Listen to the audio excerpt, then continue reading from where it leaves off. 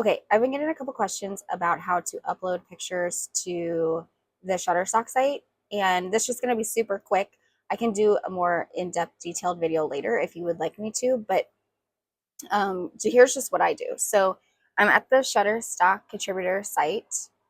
This is my homepage, and you can see like here's some of my pictures that I have uploaded. And then all you do is go over to the upload and then upload. Then it brings up this screen and then upload assets. And then you just upload your picture. So I'm going to do this bear picture. And I just double clicked on it. And then it's loading, as you can tell down there. So we'll give it a second to load. Okay, now it's uploaded. And then go over to your not submitted and click on those. Now here's all the pictures that I have like ready to go, like, or not ready to go, but ready to like work on. And then you just click on it and it'll pop up this screen. And then you add your description, your categories. I have a bunch of different categories. Location is optional. It's a picture, but you can do picture illustration. I leave it at commercial because everything I have is just pretty standard. If you have any releases that you need to attach, I don't ever really do anything with that, but nothing's mature content. It's all landscape work. And then you just come over here, and I use some of these down here. Like I use some of these guys down here if they fit my picture. And then I'll go through and I'll add some others if I think there's some others that need to be added.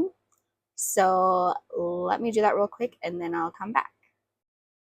Okay, so I have this all filled out.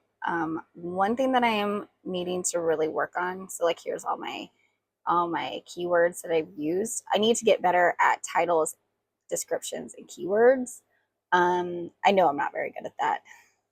I saw this one. So that's what I have so far. So there's my picture. And then I just go up here and hit submit. And then and then there are some invalid keywords that were removed. I'm not sure which ones were removed, but it's fine. I'll just leave it the way it is. So now there's, like I said, there's a few that were removed.